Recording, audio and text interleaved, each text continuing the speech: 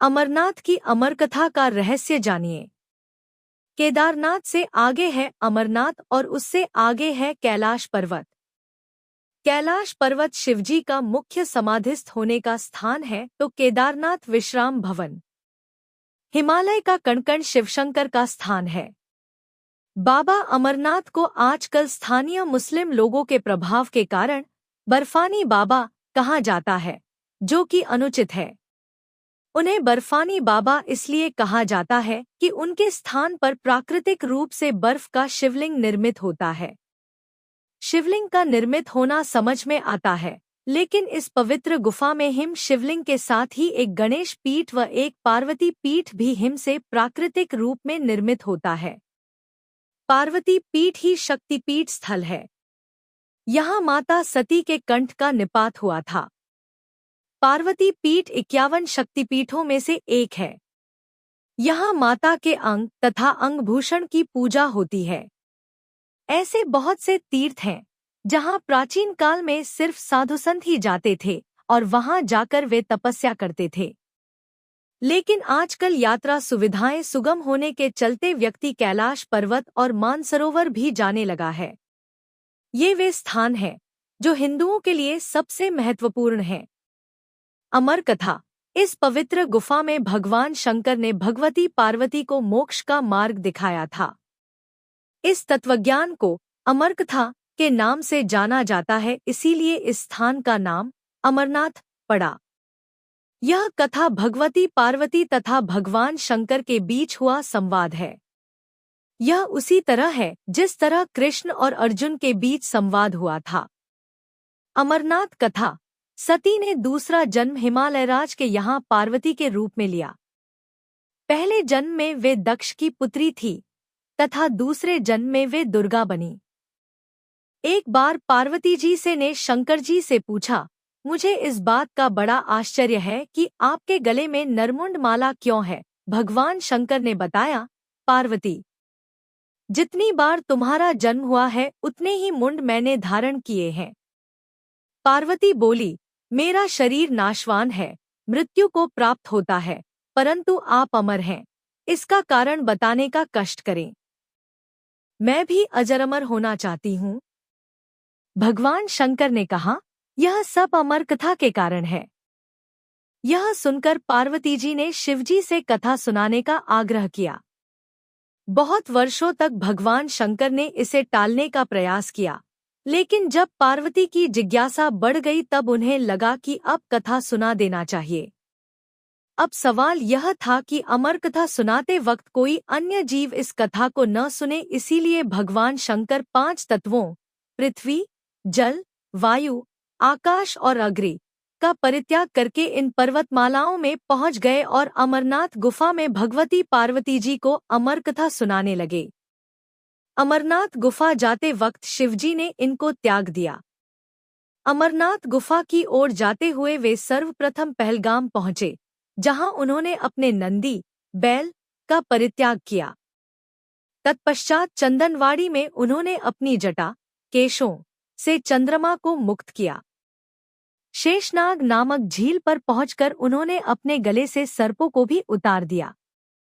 प्रिय पुत्र श्री गणेश जी को भी उन्होंने महागुनस पर्वत पर छोड़ देने का निश्चय किया। फिर पंचतरणी पहुंचकर शिवजी ने 5 तत्वों का परित्याग किया।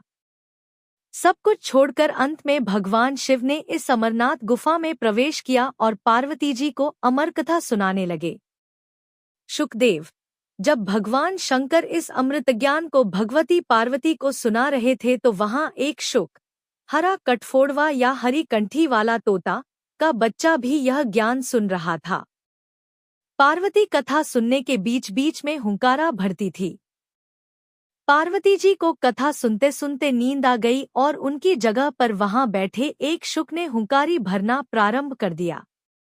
जब भगवान शिव को यह बात ज्ञात हुई तब वे शुक को मारने के लिए दौड़े और उसके पीछे अपना त्रिशूल छोड़ा। शुक जान बचाने के लिए तीनों लोकों में भागता रहा। भागते भागते वह व्यास जी के आश्रम में आया और सूक्ष्म रूप बनाकर उनकी पत्नी वटिका के मुख में घुस गया। वह उनके गर्भ में रह गया। ऐसा कहा जाता है कि ये 12 वर्ष तक गर्भ के बाहर ही नहीं निकले। जब भगवान श्री कृष्ण ने स्वयं आकर इन्हें आश्वासन दिया कि बाहर निकलने पर तुम्हारे ऊपर माया का प्रभाव नहीं पड़ेगा, तभी ये गर्भ से बाहर निकले और व्यास जी के पुत्र कहलाए। गर्भ में ही इन्हें वेद, उपनिषद, दर्शन और पुराण आदि का सम्यक ज्ञान हो गया था। जन्मते ही श्री कृष्ण और अपने माता पिता को प्रणाम करके इन्होंने तपस्या के लिए जंगल की राह ली। यही जगत में शुकदेव मुनि के नाम से प्रसिद्ध हुए। पवित्र युगल कबूतर श्री अमरनाथ की यात्रा के साथ ही कबूतरों की कथा भी जुड़ी हुई है। इस कथा के अनुसार एक समय महादेव संध्या के समय नृत्य कर रहे थे कि भगवान शिव के गण आपस में ईर्ष्या के कारण कुरु शब्द करने लगे। महादेव ने उनको श्राप दे दिया कि तुम दीर्घकाल तक यह शब्द कुरु करते रहो। तदुपरांत वे रुद्ररूपी गण उसी समय कबूतर हो गए और वहीं उनका स्थायी निवास हो गया। माना जाता है कि यात्रा के दौरान पावन अमरनाथ गुफा में इन्हीं दोनों कबूतरों के भी दर्शन होते हैं। यह आश्चर्य ही है कि जहां ऑक्सीजन की मात्रा नहीं के बराबर है और जहां दूर दूर तक खाने पीने का कोई साधन नहीं है, वहां ये कबूतर किस तरह रहते होंगे। यहाँ कबूतरों के दर्शन करना शिव और पार्वती के दर्शन करना माना जाता है। गुफा में हिमलिंग स्थापित होने की कथा।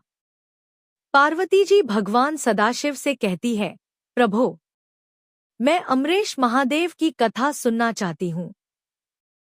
मैं यह भी जानना चाहती हूँ कि महादेव गुफा में स्थित होकर अमरेश क्यों और कैसे कहलाए।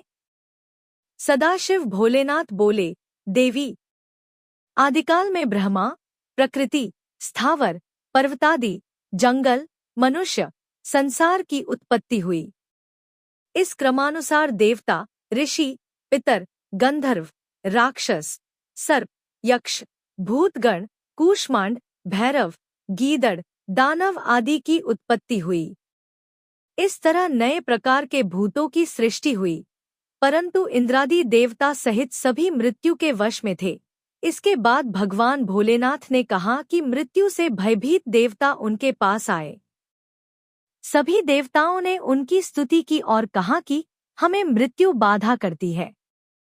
आप कोई ऐसा उपाय बतलाएं जिससे मृत्यु हमें बाधा न करे। मैं आप लोगों की मृत्यु के भय से रक्षा करूंगा। कहते हुए सदाशिव ने अपने सिर पर से चंद्रमा की कला को उतारकर निचोड़ा और देवगणों से बोले, यह आप लोगों के मृत्युरोग की औषधि है। उस चंद्रकला के निचोड़े से पवित्र अमृत की धारा बह निकली और वही धारा बाद में अमरावती नदी के नाम से विख्यात हुई। चंद्रकला को निचोड़ते समय भगवान सदाशिव के शरीर पर जो अमृत बिंदु गिरे वे सूख गए और पृथ्वी पर गिर पड़े। पावन गुफा में जो भस्म है वे इसी अमृत बिंदु के कण हैं जो पृथ्वी पर गिरे थे। सदाशिव भगवान देवताओं पर प्रेम न्योछावर करते समय स्वयं द्रवीभूत हो गए। देवगण सदाशिव को जलस्वरूप देखकर उनकी स्तुति में लीन हो गए और बारंबार नमस्कार करने लगे। भोलेनाथ ने देवताओं से कहा, हे देवताओं, तुमने मेरा बर्फ का लिंग शरीर इस गुफा में देखा है। इस कारण मेरी कृपा से आप लोगों को मृत्यु का भय नहीं रहेगा। अब तुम यहीं पर अमर होकर शिव रूप को प्राप्त हो जाओ। आज से मेरा यह अनादि लिंग शरीर तीनों लोकों में अमरेश के नाम से विख्यात होगा। देवताओं को ऐसा वर देकर सदाशिव उस दिन से लीन होकर गुफा में रहने लगे। भगवान सदाशिव ने अमृत रूप सोमकला को धारण कर देवताओं की मृत्यु का नाश किया। तभी से उनका नाम अमरेश्वर प्रसिद्ध हुआ।